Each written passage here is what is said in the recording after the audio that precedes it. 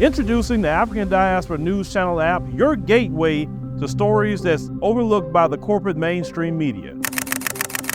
And we serve as the voice to the global Black community. Again, we got Dr. Candace Matthews. A lot of these documents, looking at.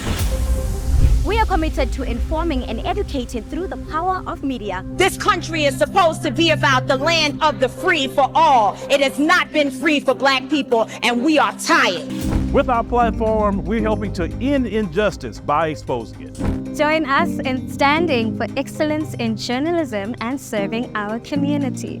Download the African Diaspora News app today. This is a prime example of a Black woman's pain or medical situation that takes place here in Canada that's not taken seriously. Take a look at what this sister has to say, and then we'll talk about it. I found a giant lump in my throat, and the doctor told me it was probably nothing, and it turns out it was something. Black women have a history of not being treated properly or equally at the doctor.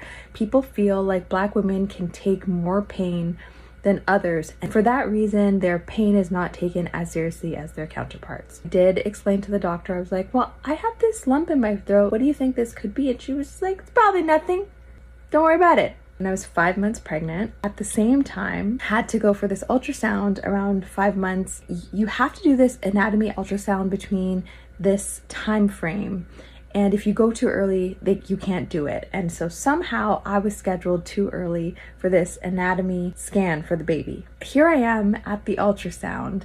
You can't do the baby's ultrasound. So I was like, hey, let's not waste this time. Can you just check this giant lump in my throat? The ultrasound tech was like, did you tell your doctor about this? And I was like, she said it was probably nothing.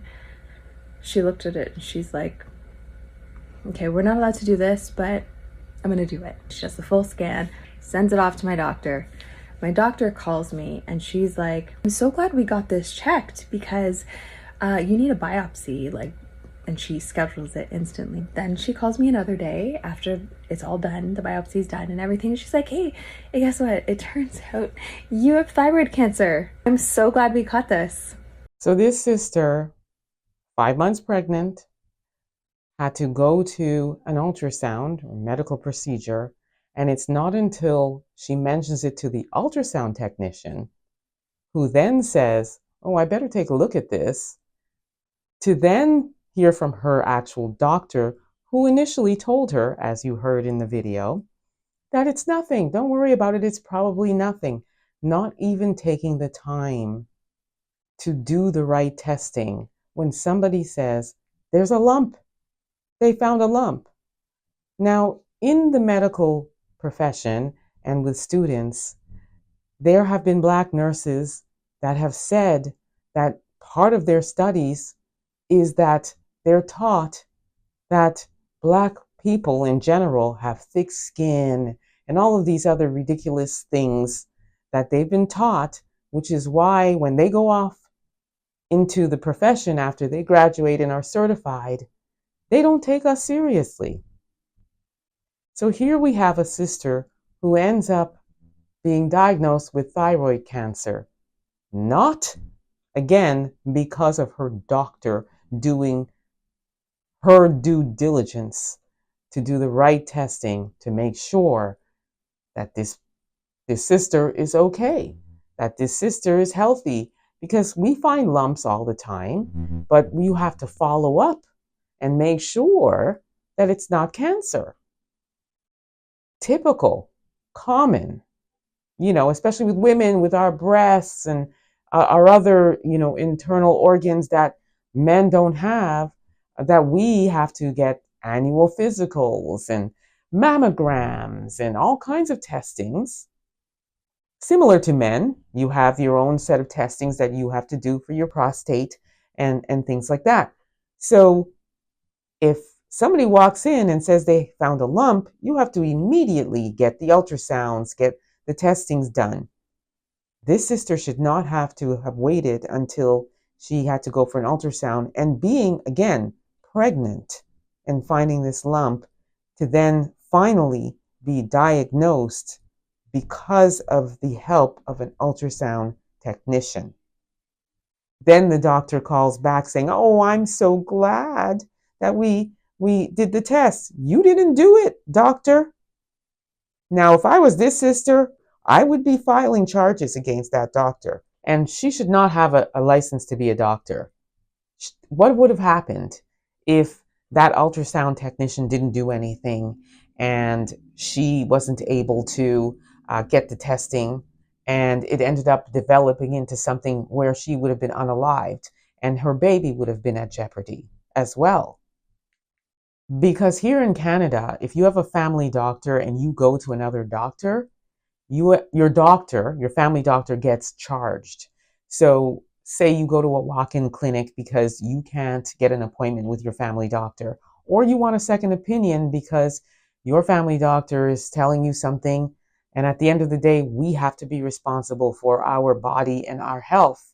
If we don't agree with what the doctor's saying, or again, you're not taking our pain or what we're going through serious, you want to go and see another doctor and get a second opinion.